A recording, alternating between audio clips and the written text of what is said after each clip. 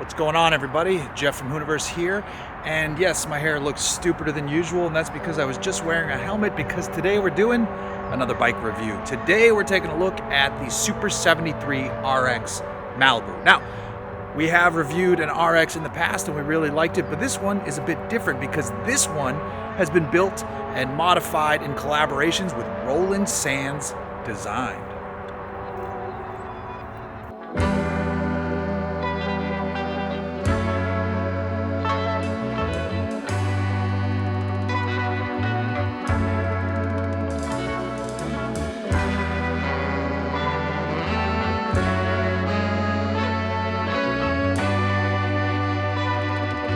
So the gist here is that Super73 started with its top shelf RX model and then handed it to Roland Sands.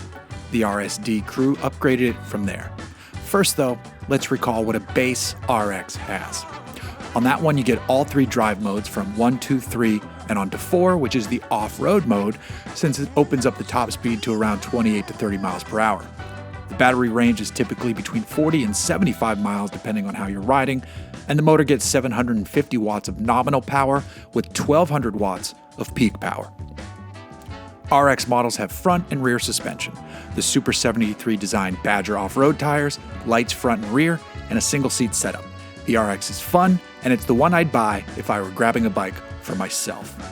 Now, with the RSD version, the biggest changes see the battery moved from the top bar to the down tube, and a Fox Float 3 rear shock is swapped in for the rear suspension. Moving the battery down helps drop the center of gravity and allows for the longer seat to be used. The Fox shock is a nice upgrade over the stock unit that was there before, and the bike also stops great with the 4-piston Magura brake setup up front. This bike also gets the more aggressive Grizzly tires, which are 20 by 4 inches in the front and 20 by 5 inches in the back.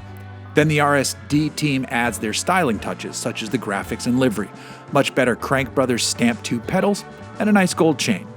It rides great, it's fun, but it's also pretty expensive compared to a regular Super73 RX. The base RX is nicely priced at $3,700, but this RSD model jumps to $4,800, so you're gonna have to be a really big fan of either Super73 or Roland Sands. I do think the upgrades are good.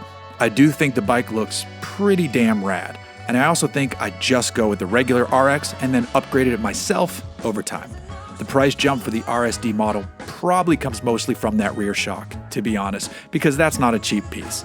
But you could handle the pedals, those ODI grips, and the chain on your own at your own pace related to your budget. And then figure out how to get that battery onto the down tube for the bigger seat, because riding with it is way more comfortable.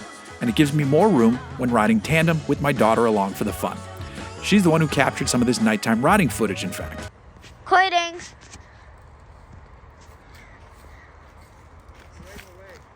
Huh? Oh.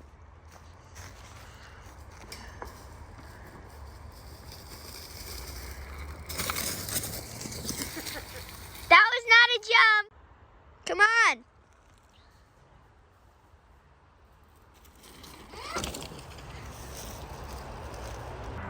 So, it is a very cool bike. It is very fun to ride. It is a very expensive product from Super73 in terms of their lineup, but I've spent more on my own mountain bike, so... Nice exhaust, okay. I mean, there are ways to justify the cost. It is very cool. It's probably my favorite of the entire lineup.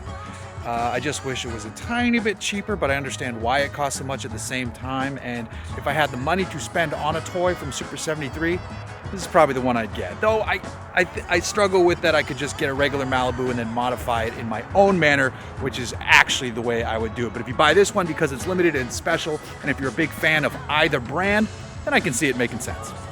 Either way, it's pretty cool. It looks badass too.